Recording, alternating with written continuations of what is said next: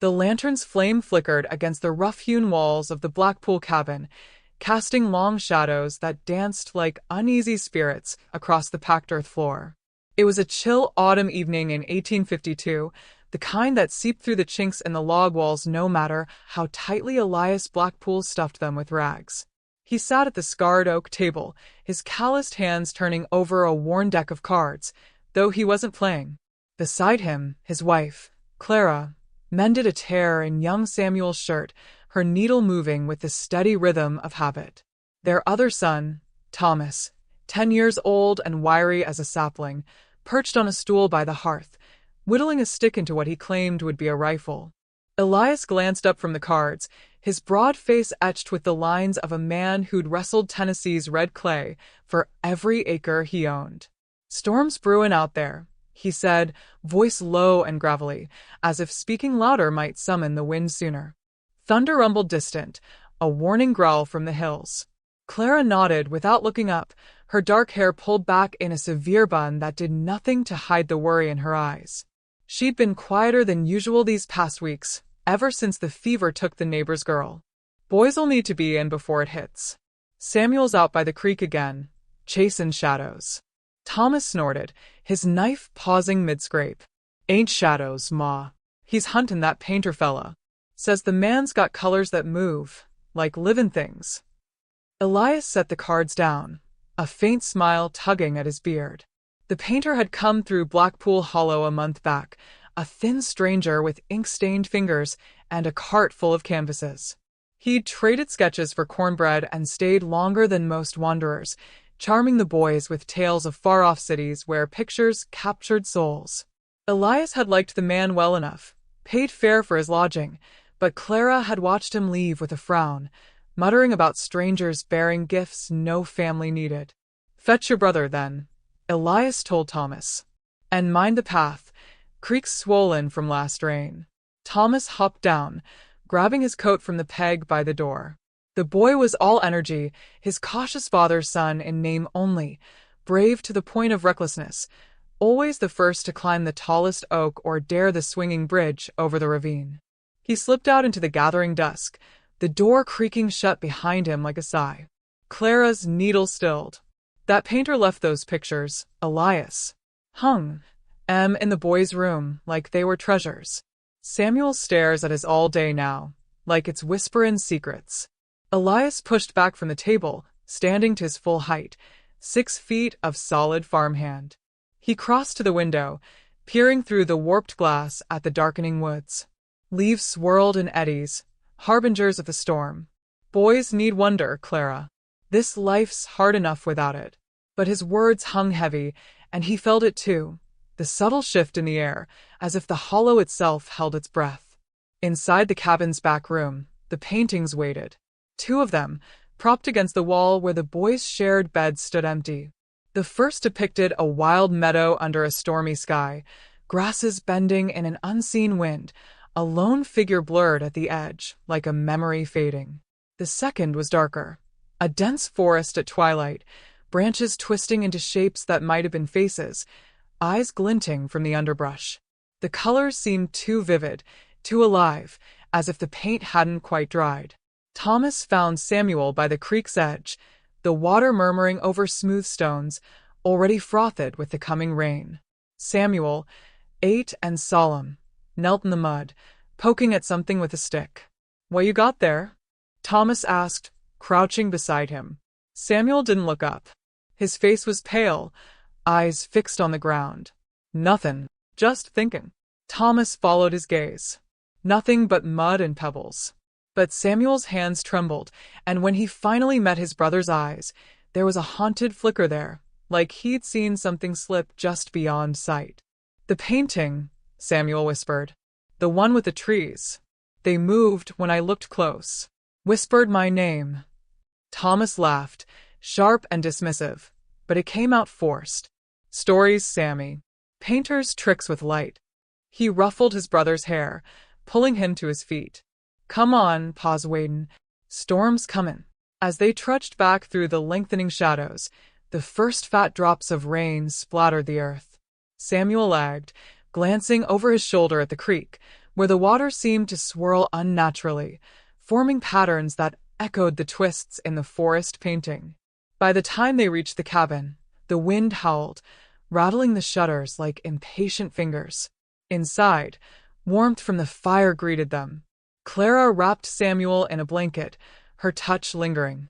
Elias bolted the door against a gale, but as the storm broke in earnest, a low creak sounded from the back room, the painting shifting ever so slightly on the wall, as if stirred by an unseen breath.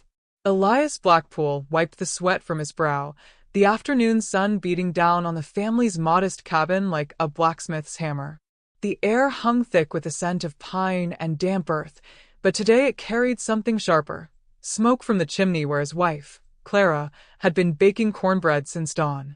Their two boys, 10-year-old Samuel and 8-year-old Thomas, had been gone since yesterday, vanished without a trace after playing near the old mill. Elias's hands trembled as he gripped the axe, splitting logs in the yard to keep his mind from unraveling. He wasn't one for panic. Years of taming the wild Tennessee hills had taught him that fear only sharpened the blade of trouble. But this knotted him deeper than any bare track in the mud. Clara emerged from the cabin, her apron dusted with flour, eyes red-rimmed from a night of staring into the dark. She was the steady one, with her quick hands and quieter words, always mending what broke around them. "Elias," she said, her voice low, as if speaking too loud might summon worse. "The sheriff's boy came by. Said they found nothing at the river. No footprints, no scraps of cloth." She clutched a tin cup of water, offering it to him, but her fingers lingered on his, cold despite the heat. He took the cup, drank deeply, and set it aside. The water tasted metallic, like the tang of blood he imagined on the boy's clothes, if there were clothes left to find. "They ain't drowned," he muttered, more to convince himself. "Sam's too good a swimmer, and Tommy sticks to him like a shadow."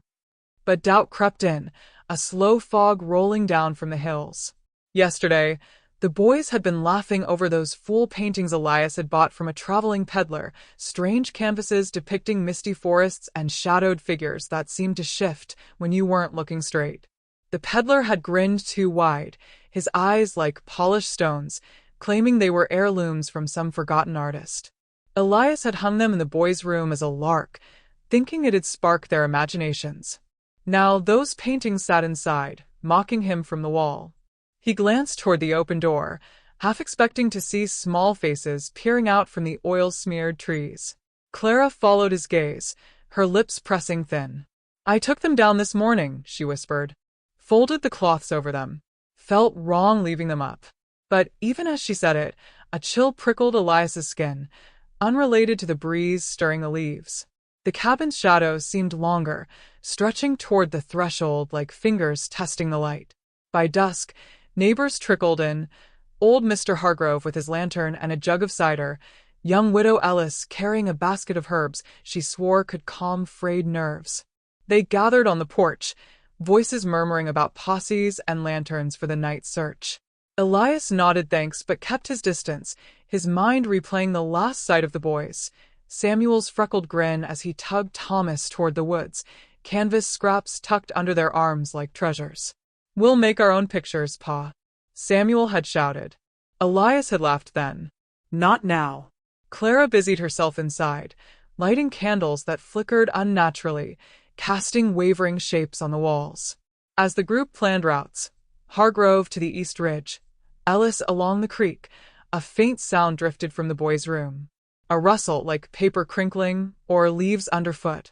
Elias froze, his heart thudding against his ribs. Clara heard it too. Her hand flew to her mouth. The neighbors fell silent, eyes turning toward the cabin. He pushed inside first, boots heavy on the creaking floorboards. The room was dim, the air stale, as if it hadn't been stirred in days. The paintings lay bundled on the bed, but one corner of the cloth had slipped free, revealing a slash of green, the forest from the first canvas. And there, in the painted underbrush, something moved. Not a trick of the light. A small hand, pale and dirt-streaked, reached out from the oils, fingers curling as if grasping for the edge of the frame. Elias's breath caught, the world narrowing to that impossible sight. Clara gasped behind him, her hand clamping his arm. "Samuel?" she breathed, voice breaking. The hand paused, then withdrew, swallowed back into the swirling pigments. The rustle stopped. Silence pressed in, heavier than the night outside. The neighbors crowded the door, murmuring prayers and questions, but Elias waved them off, his face ashen. "Go on with the search," he said hoarsely. We'll handle this." They hesitated, then dispersed into the gathering dark, lanterns bobbing like fireflies. Alone again, Clara knelt by the bed, her fingers hovering over the cloth. "What devilry is this?" she whispered, not expecting an answer. Elias didn't reply. He pulled the bundle close, the canvas cool and unnaturally smooth under his calloused palms. Inside, faint scratches echoed, like nails on wood, or tiny voices calling from far away. The hills outside whispered back, wind through the pines carrying no comfort. Whatever had taken the boys, it wasn't the river or the wild. It was closer, painted in strokes of shadow and deceit. Elias Blackpool wiped the sweat from his brow with a sleeve already stiff from dust and river mud. The afternoon sun hung low over the Tennessee hills, turning the wildflowers into smears of gold and crimson, but the beauty did little to ease the knot in his chest. He'd ridden hard from the family farm after Widow Hargrove's frantic summons, her note clutched in his fist like a talisman. The boys, something unnatural. "Come quick." Now, standing in the dim parlor of the Blackpool homestead, he felt the air thicken, heavy with a scent of linseed oil and something sharper, like burnt canvas. His mother, Clara, sat rigid in her rocker by the hearth, her hands twisted in her apron, knuckles white as bone. She hadn't spoken since he arrived, only nodded toward the wall where the portraits hung, 3 oil paintings of the sons, each captured in their youth, staring out with eyes that seemed too alive, too watchful. Elias's own likeness was there, painted last summer by that itinerant artist, Mr. Thorne, before the man vanished into the backwoods like smoke. But it was the other two that drew his gaze. Young Samuel, with his mop of auburn curls and a half-smile that promised mischief, and little Thomas, solemn even then, clutching a wooden horse as if it were his only anchor. "Ma," Elias said softly, crossing the creaking floorboards to kneel beside her. "What happened?" "The note. It said the boys are gone." His voice cracked. On the words. Samuel and Thomas had been out by the creek that morning, fishing for crawdads, same as any other day. Now the house echoed with their absence, the silence pressing in like a held breath. Clara's eyes, red-rimmed and shadowed, flicked to the paintings. "They ain't just gone, Eli. They're in there." She pointed a trembling finger at the canvases, her voice a whisper scraped raw. "I heard laughter from the walls at noon, like they were playing, but trapped. And when I touched Samuel's frame, my hand went cold, like divin into the mill pond in winter. Look closer, boy. Just look." Elias hesitated, the room's shadows lengthening as the sun dipped behind the ridge. He rose and approached the wall, the portraits looming larger with each step.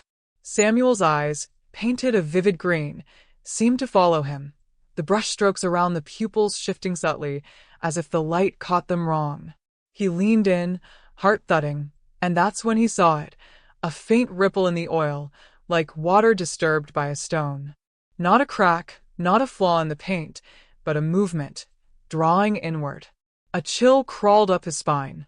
He reached out, fingers hovering over the canvas, and for a moment he swore he heard it, a boy's giggle, muffled and distant, echoing from within the frame. Thomas's portrait stirred next, the wooden horse in his hands blurring at the edges, as if the paint were melting into motion. Elias jerked back, his boots scuffing the rug, breath coming in sharp bursts. "See," Clara murmured from her chair, her face ashen. "Thorne's work. He said it captured the soul, not just the face. I thought it fancy talk, but now." She trailed off, rising unsteadily to join him. Together they stood, mother and son, staring at the impossible. Outside, the wind picked up, rattling the shutters like impatient fingers, and Elias wondered if the hills themselves were listening, waiting for what came next. Elias Blackpool wiped the sweat from his brow with a sleeve already caked in dust, the afternoon sun beating down on the Tennessee hills like a forge hammer. The wagon creaked to a halt at the edge of the Blackwood property, where the family's old mill stood sentinel against a sky bruised with gathering clouds.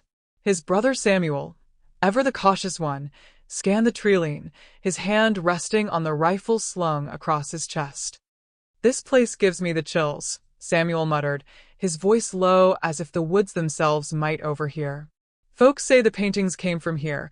Curse things, pulling boys in like quicksand." Elias nodded, though doubt gnawed at him. He was the brave sort, or at least that's what he told himself after their father vanished 3 years back, leaving the farm to rot. Now, with young Tommy and little Ben gone too, swallowed by those eerie canvases their aunt had brought from the city, it fell to the brothers to search. The mill's door hung ajar, vines clawing at the frame like desperate fingers. Inside, the air hung thick with mildew and forgotten grain, shafts of light piercing the gloom to dance on scattered canvases propped against walls. They moved deeper, boots crunching on brittle leaves that had somehow drifted in. Samuel lit a lantern, its flame flickering shadows that twisted like living smoke. One painting caught Elias's eye first, a stormy sea, waves crashing against jagged rocks, but something off in the foam, like faces half-formed, pleading. "Look here," he said, kneeling. The frame was cracked, paint flaking as if the scene breathed beneath. Samuel joined him, but his face paled. "Don't touch it, Eli. Remember what Aunt Clara said before she lit out. Those boys stepped too close, and the colors they moved."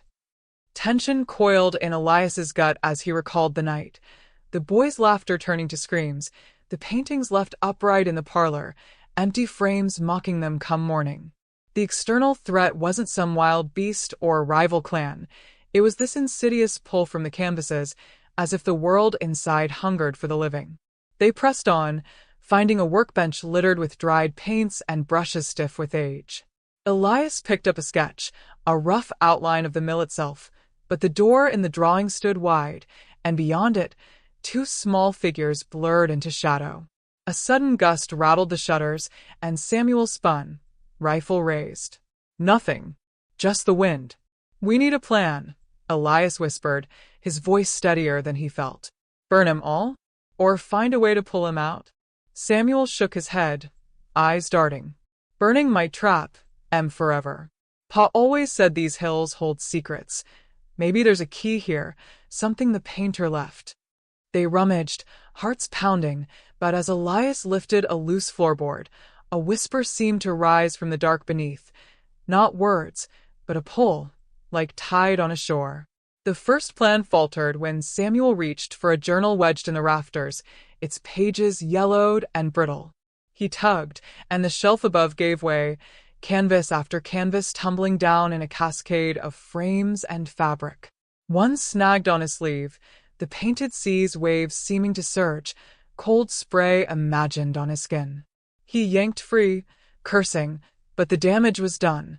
The lantern tipped, oil spilling, flames licking at the edges of a portrait of twin boys, eerily like Tommy and Ben. Elias stamped it out, breath ragged. "We can't rush this," he gasped. "It's fighting back." As smoke curled lazily, they retreated to the wagon, the mill looming larger in the fading light. Samuel clutched the journal, its cover etched with a symbol like eyes in a storm. "This might tell us how," he said, flipping pages by firelight later that night. But Elias saw the cost already, the gash on Samuel's arm from the falling wood, blood seeping through his shirt, and deeper, the fear etching lines on his brother's face. The paintings weren't just stealing sons, they were unraveling the family thread by thread, and the hills watched indifferent. Elias Blackpool wiped the sweat from his brow with a sleeve already stiff from dust and old tears. The attic air hung thick, like the breath of something long buried, and the single lantern's flame flickered against the stacked canvases that lined the walls. His wife, Clara, knelt beside him, her fingers trembling as she pried open a warped wooden crate, the nails screeching in protest.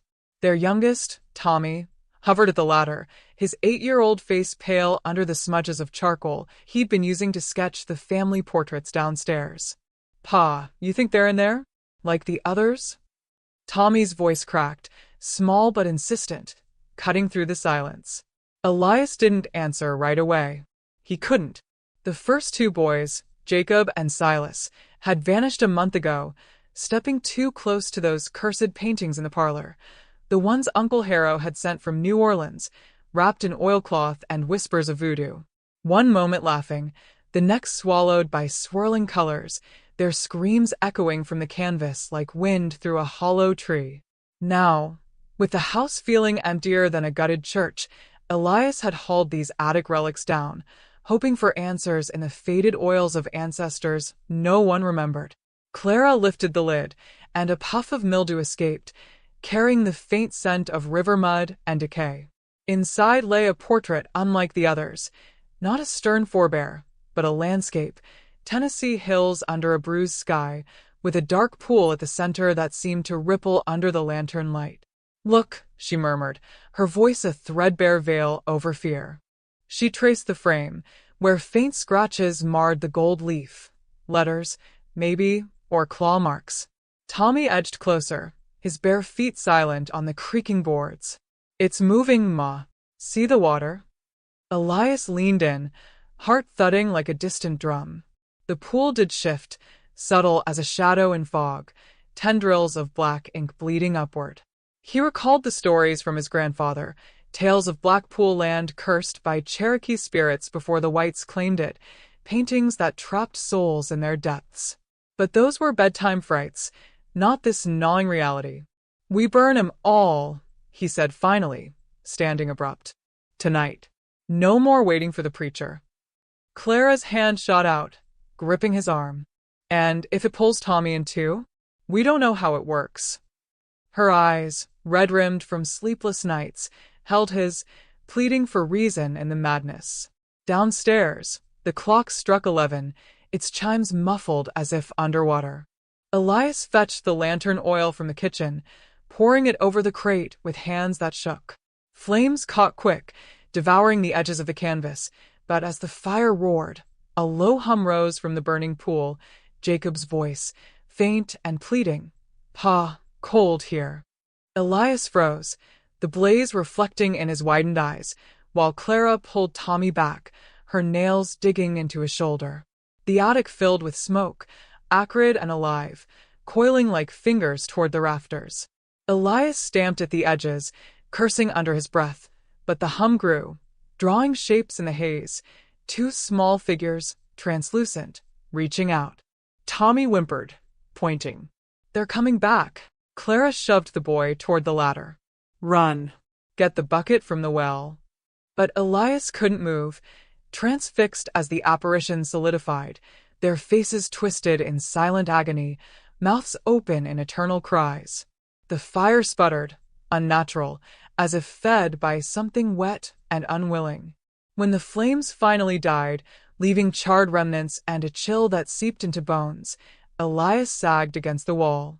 The hum faded, but the scratches on the frame had deepened, spelling a name in jagged script. Harrow. Uncle Harrow, who hadn't written since the paintings arrived. In the dimming light, Clara's face hardened, her caution yielding to a spark of resolve. "We go to him," she said, voice steady for the first time in weeks. "New Orleans. Before it takes the last of us." Tommy nodded from the shadows, clutching a scrap of unburnt canvas, where a single eye stared back, unblinking. The night outside pressed against the windows, Tennessee dark and watchful, as the family gathered their meager things, the attic's secrets smoldering behind them. Elias Blackpool gripped the lantern's handle tighter, its flame flickering against the damp walls of the attic, as if afraid to linger. The air up here hung heavy with the scent of mildew and forgotten summers, but tonight it carried something sharper. Ozone, like the moments before a storm cracked the sky. He had come alone this time, leaving Miriam downstairs with the children, her pleas echoing in his ears even now. "The paintings, Elias. They're not right." But he couldn't wait any longer. The dreams had worsened, pulling him toward the canvases like a tide he couldn't fight. The attic stairs creaked under his boots, each step a reluctant surrender to the shadows. He set the lantern on a warped floorboard, its light spilling across the row of frames propped against the eaves. There were 5 in all, oil portraits of the Tennessee hills, painted by his own hand years ago during a feverish bout after the war. The boys, Thomas, young and freckled, Samuel, with his stubborn jaw, had posed for the backgrounds, laughing as they chased fireflies through the brush. Now, those same hills stared back, their greens deepened to an unnatural bruise. Elias knelt before the central painting, the one of Blackpool Hollow at dusk. His fingers traced the edge of the frame, wood smooth as bone. In the lantern's glow, the scene shifted. Or did it? The path winding through the oaks seemed to narrow, the distant cabin's windows flickering like eyes catching light. He leaned closer, breath fogging the canvas. A whisper slithered from the paint, faint as wind through dry leaves. "Father?" His heart stuttered. It was Thomas's voice, or near enough, the lilt from summers long past. Elias pressed his palm flat against the surface, feeling a chill seep through, colder than the autumn night outside. The paint yielded slightly, like wax under heat, and for a heartbeat, his hand sank in, up to the wrist, into a swirl of emerald and shadow. He yanked back, gasping, the lantern tipping precariously. No mark remained on his skin, but the painting had changed. A small figure now stood at the path's bend, blurred but unmistakable, Samuel's silhouette, hand outstretched. Downstairs, the house groaned as if settling into secrets. Miriam's voice rose from the kitchen, sharp with urgency. "Elias? The girls are asking for you." He straightened, pulse hammering, and glanced at the other frames. They too had stirred. Faint outlines ghosted the landscapes, shapes that might have been boys darting between trees. The whispers multiplied, overlapping in a chorus too soft to decipher, pulling at him like threads unraveling a seam. He couldn't tell her yet, not the full of it. The cost was already too high. The boys gone these 3 weeks, vanished without trace save for smudges on the studio floor, as if dragged into the very colors he'd mixed. The town whispered of fever or worse, but Elias knew. The paintings had hungered, born from his grief after the war, when he'd poured loss into every stroke. Now they fed. A floorboard sighed behind him. He spun, lantern swinging, but the attic held only dust motes dancing in the light. Yet the chill lingered, brushing his neck like breath.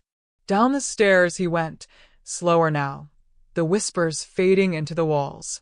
In the hallway, the grandfather clock struck midnight, its chime muffled, as if swallowed by the house itself. Miriam met him at the bottom, her face pale in the candlelight, apron dusted with flour from the uneaten supper. "What did you find?" she asked, eyes searching his. "Nothing," he lied, the word bitter on his tongue. But as he pulled her close, the floor beneath them seemed to tilt, ever so slightly, toward the studio door, ajar, though he'd locked it that morning. From within, a soft rustle, like canvas unfurling in the dark. Elias Blackpool wiped the sweat from his brow with a sleeve already stiff from days of grime, the lantern in his hand casting jagged shadows across the attic beams. The air up here hung thick, like the breath of something long buried, and every creak of the floorboards under his boots felt like a whisper urging him to turn back. But turning back wasn't an option, not since he'd glimpsed that flicker in the old portrait of his grandfather, the one with eyes that seemed to follow you down the stairs. His sons, Thomas and young Caleb, had vanished 2 weeks past, swallowed by the very paintings that lined these walls, and now the house itself felt like it was closing in, boards groaning as if alive. He'd come up here alone this time, against Mary's pleas. The others, his wife and the neighbor woman, Widow Hale, who'd insisted on helping since her own boy had gone missing near the creek, were downstairs, poring over the family Bible for any hint of a curse. Elias didn't believe in curses, not truly, but he'd seen Thomas's small hand reach into the canvas of the river scene, pulling at colors that bled like fresh wounds. Now, With the moon slicing through the gabled window, he scanned the row of frames propped against the rafters, landscapes of Tennessee hills, stern-faced ancestors, and that one peculiar piece, the meadow with the twisted oak, which Caleb had loved to stare at for hours. A soft rustle came from behind the largest canvas, half covered by a dust sheet. Elias froze, heart thudding against his ribs. He set the lantern down, its flames sputtering as if afraid, and edged closer. The sheet slipped from his grasp as he tugged it free, revealing not the expected faded oils, but a swirl of deeper shadows, as if the painting had grown since last he'd looked. In the center, where wildflowers should bloom, a figure stirred, a boy's silhouette, indistinct but familiar, arms outstretched toward the glass like pain. "Thomas?" Elias's voice cracked, barely above a breath. He pressed his palm to the surface, feeling a chill seep through, colder than winter frost. The figure shifted, a hand mirroring his own from inside, fingers splaying against the barrier. For a moment, hope clawed up his throat, sharp and desperate. If he could just reach. But then the eyes opened in the painting, not Thomas's wide, trusting ones, but hollow pits that pulled at him, whispering names in a wind that wasn't there. Elias jerked back, the floor tilting beneath him as vertigo seized his gut. The attic spun, colors bleeding from the walls, and he stumbled into a stack of crates, splintered wood raining down.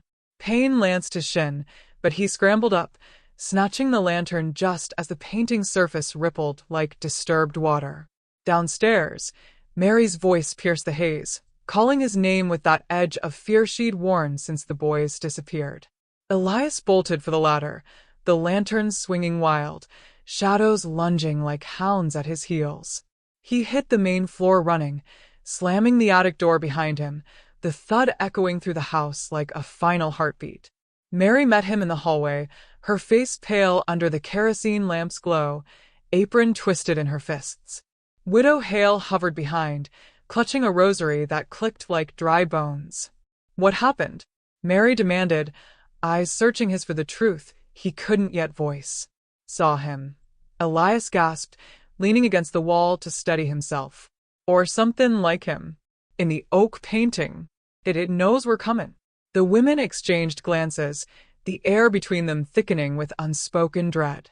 Hale crossed herself, murmuring a prayer that did little to dispel the chill seeping from the ceiling above.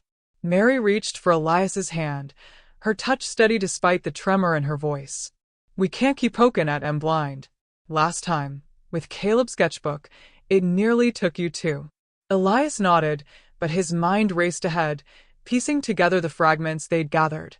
The paintings weren't mere heirlooms from his grandfather's travels through the Smokies. They were traps, woven with some old magic from the Cherokee trails, luring the lost into their depths. The neighbor boy by the creek had vanished after sketching the river bend, his paper curling like the one upstairs. If they burned them all, would it free the boys, or doom them deeper? "We need a better way," he said finally, voice rough. "Somethin' to anchor pull him back without lettin' the dark through." Hale stepped forward, her lined face set with resolve. "The salt circle worked once, kept the whispers out for a night. But we need more, something personal, tied to the boys." Mary's eyes lit with a spark of memory. "Thomas's locket. The one with our hair inside. Caleb wore it last, before?" She trailed off, but the plan formed in the silence. Use it as bait, draw the figures close without crossing the threshold. They moved to the parlor, barricading the door with the heavy oak table. Elias fetched the locket from the mantel, its silver tarnished but warm in his palm, holding echoes of laughter long faded. As they arranged the salt in a wide ring on the floor, placing the locket at its center beneath the meadow painting they'd hauled down, the house settled into an unnatural quiet. No wind rattled the shutters. Even the crickets outside held their breath. The first anomaly came as a scent, damp earth and wild mint, drifting from the canvas like a sigh. Then, colors shifted within the frame. The oak's branches twisted further, leaves unfurling into fingers that scraped the inner surface. Thomas's silhouette reappeared, Clearer now, his Elias Blackpool gripped the lantern's handle so tightly his knuckles ached, the flame inside flickering like a heartbeat against the damp walls of the attic. Dust motes danced in the yellow light, settling on the canvases stacked like forgotten tombstones along the rafters. It had been 3 days since he'd last slept, his eyes burning from the strain of poring over these cursed things, paintings that his boys had touched, laughed at, and then disappeared into. The air up here smelled of mildew and something sharper, like ozone before a storm, though the night outside was still. He knelt before the largest canvas, the one depicting the old willow by the creek, its branches twisting like skeletal fingers. Tommy, the youngest at 12, had vanished first, his small hand reaching out as if to pluck a leaf from the bark. Elias remembered the boy's giggle echoing, then silence. Now, faint smudges marred the painting's edge, where Tommy's fingers had pressed, as if the oil had absorbed him whole. Elias's wife, Clara, had begged him to burn them all that morning, her voice cracking like dry earth. "They're talking us one by one, Elias. First the boys, now it's Callan for you." But he couldn't. Not yet. There had to be a way back.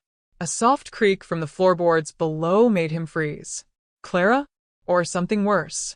He set the lantern down, its light pooling across the warped floor, and crept to the attic door, easing it open just enough to peer down the narrow stairs. The house below was dark, the kerosene lamps long since dimmed to save oil.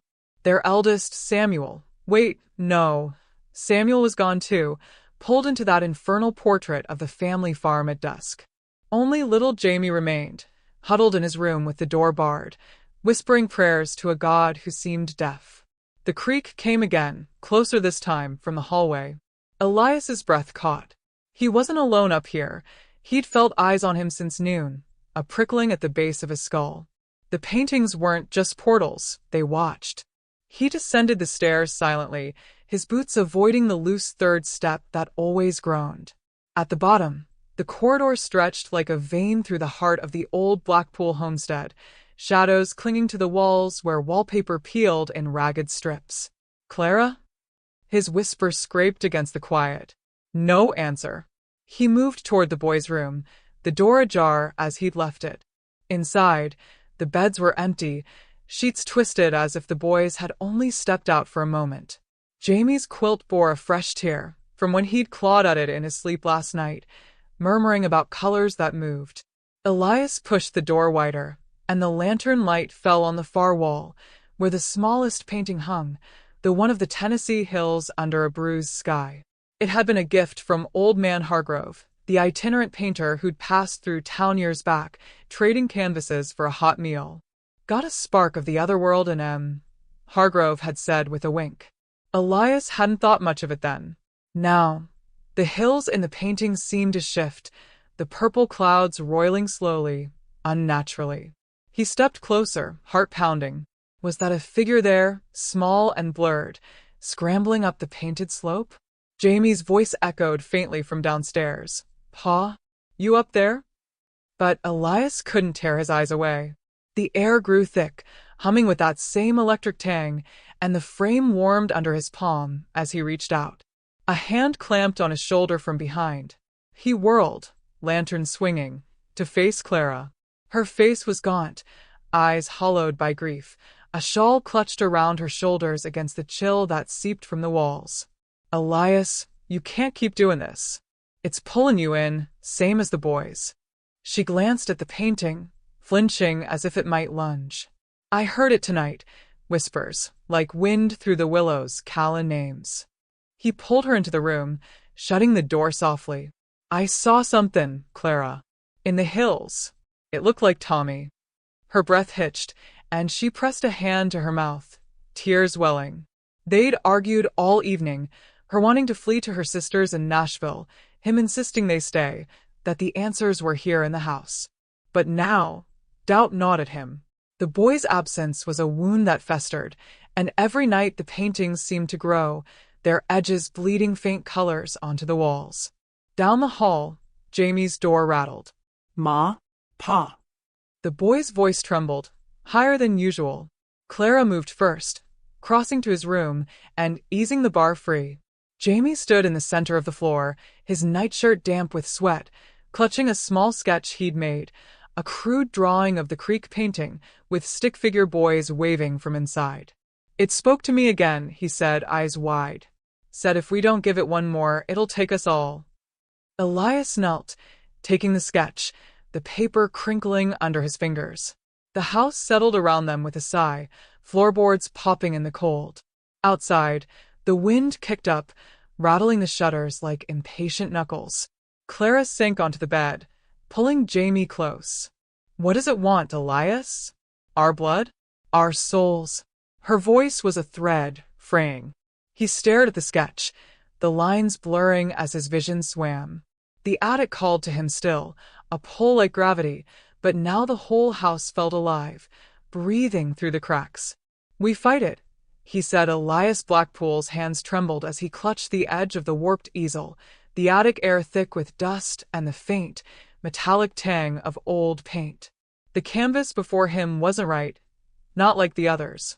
Where his brother's portraits had stared back with hollow eyes, this one swirled in midnight blues and jagged silvers, as if the paint itself were alive, bleeding from the edges. He'd found it hidden behind a stack of forgotten canvases, tucked away like a secret shame.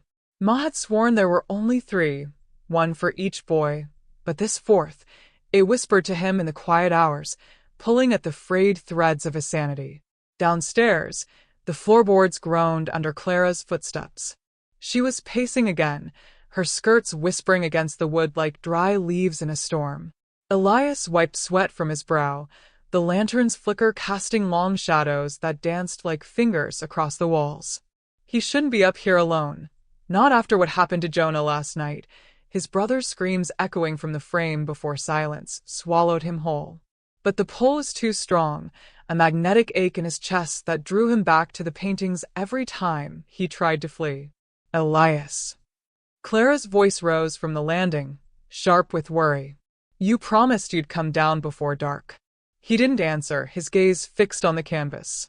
In its depths, shapes moved, faint outlines of hills under a bruised sky, Tennessee's wild ridges that their father had loved to sketch before the fever took him. Elias leaned closer, breath fogging the surface. A chill seeped through the glass protecting the paint, numbing his fingertips. He could almost hear Pa's voice in the brushstrokes, low and gravelly, calling him forward. The door creaked open behind him, and Clara burst in, her lantern swinging wild. What in God's name are you doing? We've lost enough. Look, he cut her off, voice hoarse.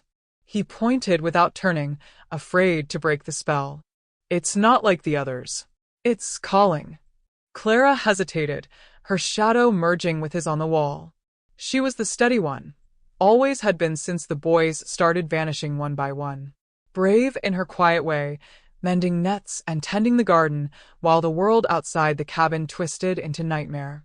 But now her breath hitched, and she stepped forward, eyes narrowing at the canvas. That's Pa's work. From before. He painted it after the mine collapse, said it held the mountain's anger. Elias nodded, throat tight. The mine, the same black vein that had claimed their father's life, or so they'd thought. But the paintings suggested otherwise, trapping souls in oil and canvas, pulling the Blackpools in like flies to amber. First Thomas, then Samuel, then Jonah, each lured by their own portrait's gaze until they stepped through, bodies dissolving into strokes of color. Elias had watched Jonah go, his hand reaching out too late, fingers brushing empty air where flesh had been. A low hum emanated from the frame now, vibrating through the wood. Clara set her lantern down, the flame guttering as if afraid. We burn it. All of them. Tonight. No. Elias's voice cracked. He pressed his palm flat against the canvas, feeling the paint yield like warm wax. If we destroy them, what if that's it? What if they're gone for good? Her hand gripped his shoulder, nails digging in. They're already gone, Elias. And if we don't stop this, you'll be next. I won't lose you too.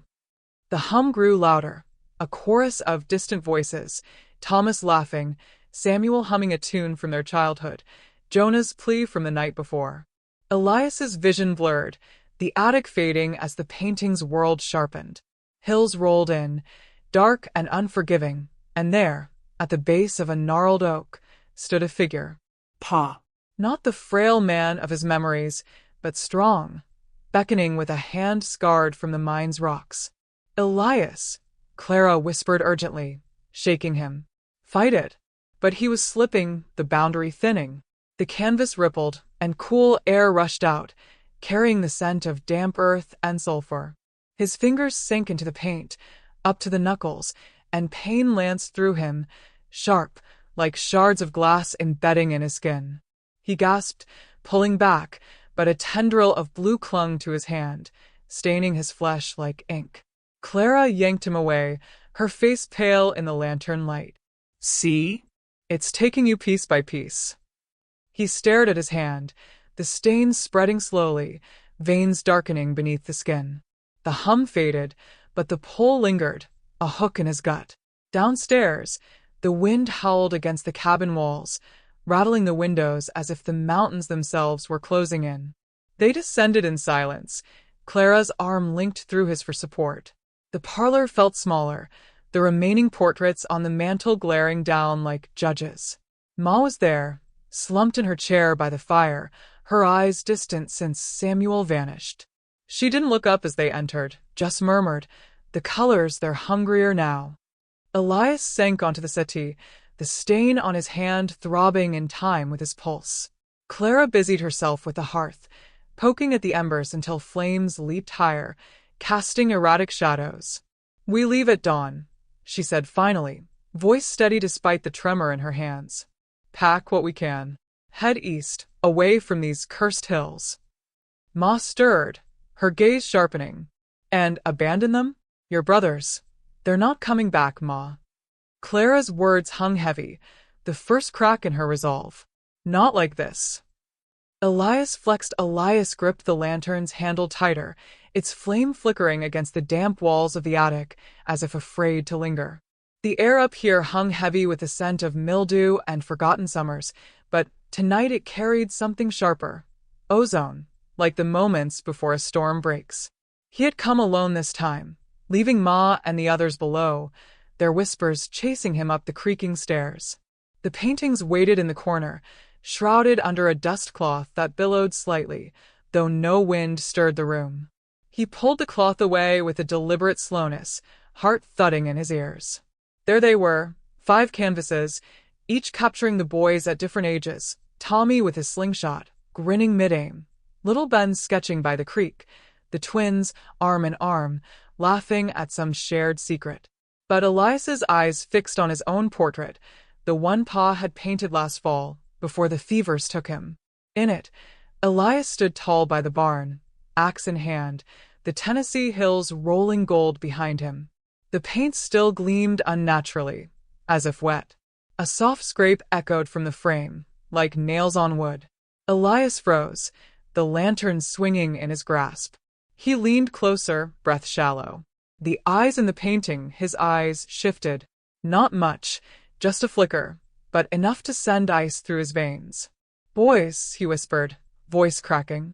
No answer, but the shadows in the background of the canvas deepened, twisting like roots seeking soil. Downstairs, the house groaned under the weight of the night, but Elias barely heard it. He remembered the stories Pa used to tell by the fire, half drunk on cider, about the old Blackpool curse, how great-grandpa Elias, the first one, had dabbled in paints mixed with creek water from the haunted bend, invoking spirits to capture light eternal. Foolishness, Ma had always called it, but now, with the sons gone one by one, slipping into fevers that left their bodies cold but their essences trapped, Elias wondered. Tommy first, then Ben, the twins last, each vanishing after staring too long at their portraits, as if pulled by invisible threads. He reached out, fingers hovering over the canvas. The air hummed, warm now, pulling at his skin like a current. In the painting, his younger self turned his head, mouth opening in a silent call. Elias's hand trembled, brushing the surface. It yielded, soft as oil, and his fingers sank in up to the knuckle. A gasp escaped him, cold, then burning, visions flashing, Tommy's face pressed against glass from inside the frame, Ben's small hands clawing at swirling colors, the twins' voices, muffled, begging. Elias.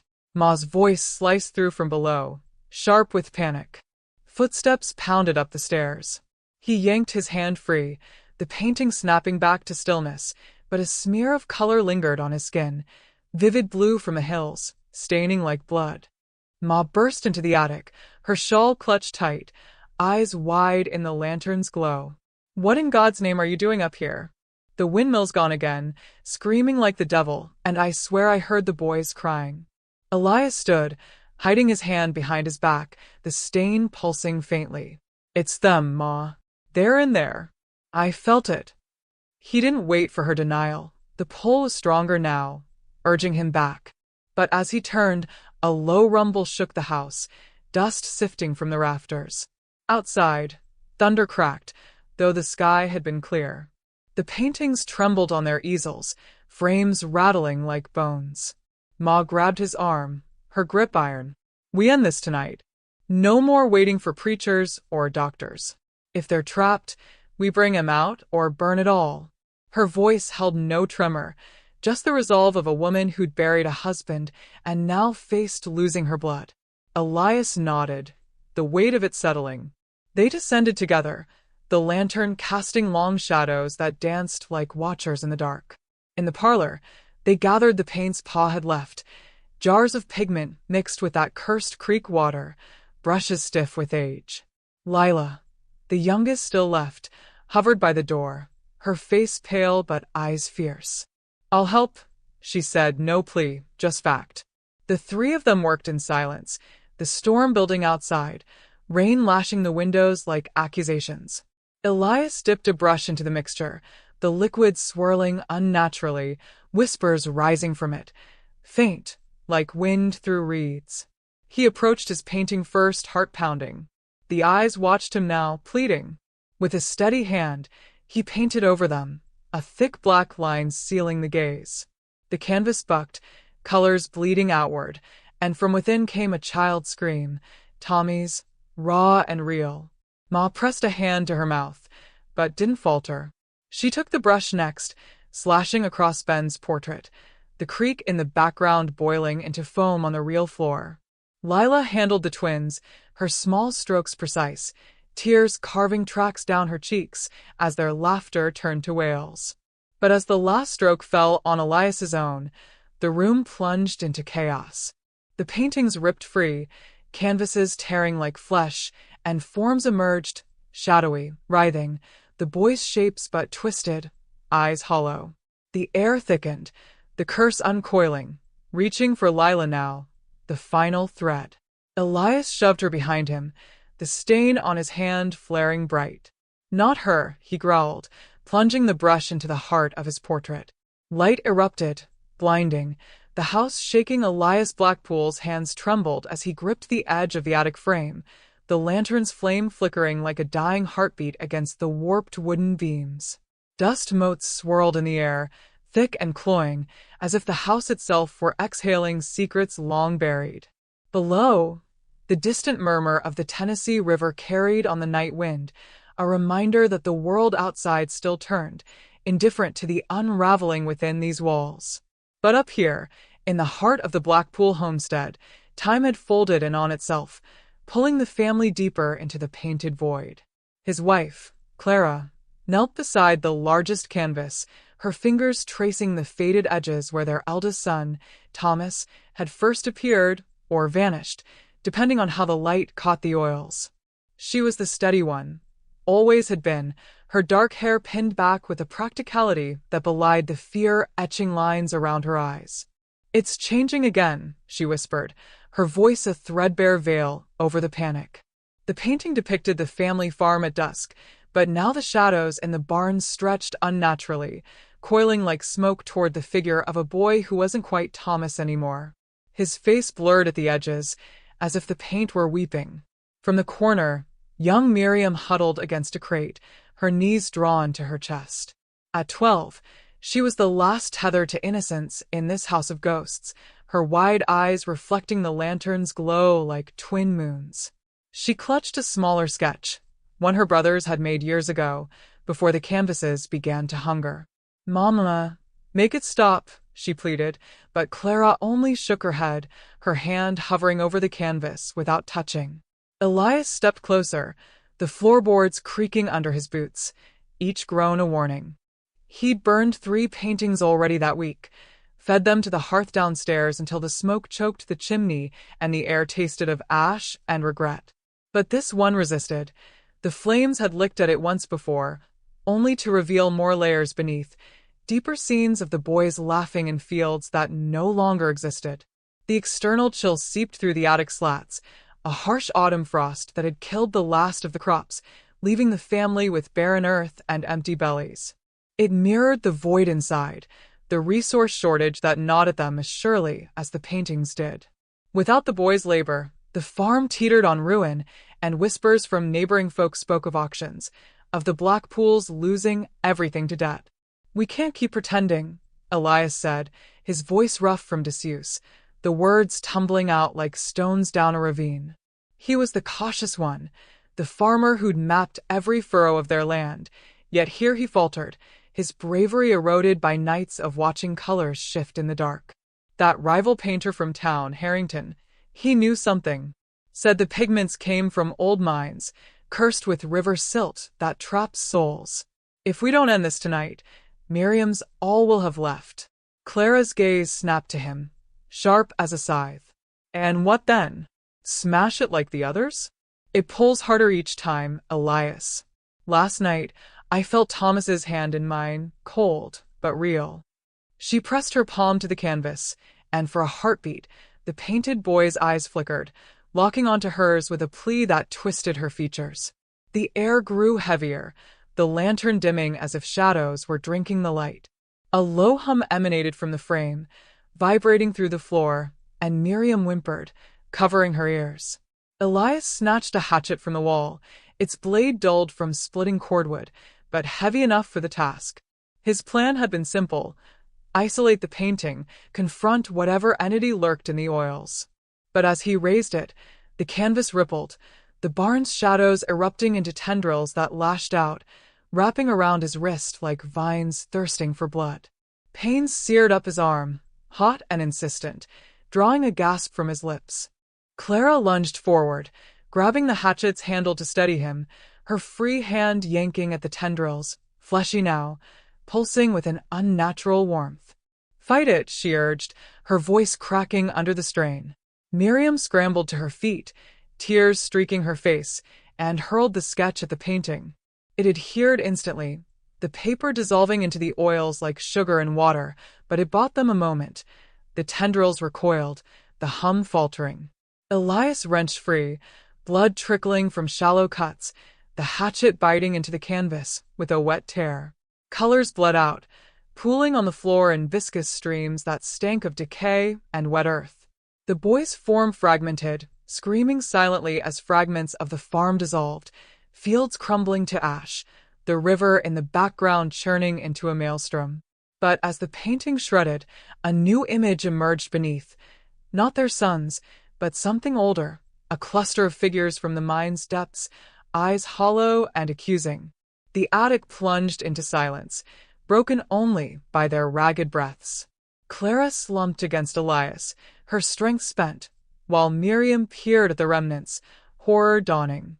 The frost outside deepened, frosting the window panes, and in the distance a wolf howled, a sound that echoed the emptiness settling over the Blackpools. One painting down, but the house held more secrets, and the cost of this victory lingered in the blood on Elias's skin, a promise that the vanishings weren't finished.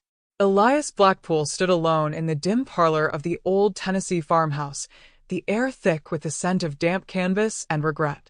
The paintings lined the walls like silent sentinels, their frames warped from years of neglect, but now they hummed with a faint, unnatural energy.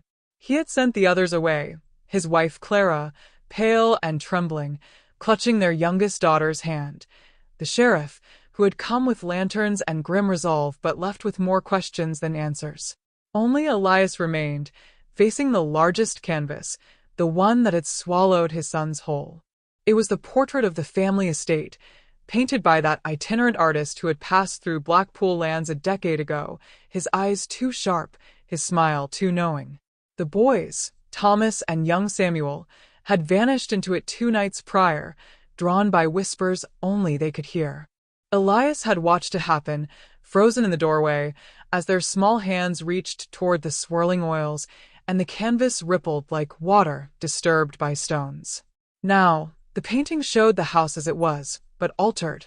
Shadows stretched longer in the corners, and 2 faint silhouettes lingered at the edge of the frame, just beyond the porch light. He approached slowly, his boots scuffing the worn floorboards. The air grew colder with each step, a chill that seeped into his bones like winter fog off the Cumberland. "Boys," he murmured, his voice rough from sleepless hours. "It's Pa. Come back now." No response, but the silhouette shifted, as if turning toward him. Elias's heart pounded, a steady drum against his ribs. He had burned the smaller sketches earlier, under the advice of old widow Hargrove, who claimed fire severed such curses. But this one resisted. The flames had licked at its edges only to die, leaving the canvas unscathed. Reaching out, Elias traced the frame with calloused fingers. The wood was warm, pulsing faintly. He remembered the artist's words, spoken over whiskey by the hearth. "Paintings hold more than colors, Mr. Blackpool. They hold echoes." At the time, it had seemed madness, the ramblings of a man half mad from the trail. Now it felt like truth clawing its way out. A soft breeze stirred the room, though the windows were latched tight. From within the painting, a child's voice echoed, Samuel's, thin and pleading. Pa? "It's dark here." Tom's scared. Elias leaned closer, his breath fogging the glass-like surface. The silhouettes sharpened. Thomas's lanky form, Samuel's smaller one huddled against him. They were trapped in the painted world, a mirror of their home but twisted. Trees loomed with branches like skeletal fingers. The river beyond the fields ran black and still. "I ain't leavin' without you," Elias said, his voice steady despite the tremor in his hands. He had prepared for this, piecing together fragments from Hargrove's tales of folk hexes. No guns or prayers would suffice. It demanded exchange. With a deep breath, he pressed his palm flat against the canvas. It yielded like soft earth, sucking at his skin. Pain lanced through him, sharp as a thorn, but he pushed forward. His hand sank in, up to the wrist, then the elbow. The room spun, colors bleeding into his vision, greens and browns of the farm, but edged with unnatural hues, like bruises under the skin. Inside, the world unfolded in warped layers. The porch creaked under his weight, though he hadn't fully crossed. Thomas turned, his face gaunt, eyes wide with a mix of relief and terror. Pa. "It's pullin' us deeper. The river it sings." Samuel clung to his brother's leg, silent now, but tears streaked his cheeks. Elias knelt, wrapping his free arm around them both. The air hummed with that same whispering song, rising from the painted river, calling them to plunge in, to become part of the ink and oil forever. "Hold on," Elias grunted, straining against the pull. His other arm was still in the real world, anchored by sheer will, muscles burning as the canvas tried to claim him. He spotted the artist's brush, left behind in the studio years ago, its bristles crusted with dried paint. It lay on the painted porch, glinting mockingly. With a desperate lunge, he snatched it up. The whispers grew louder, a chorus of lost voices urging surrender.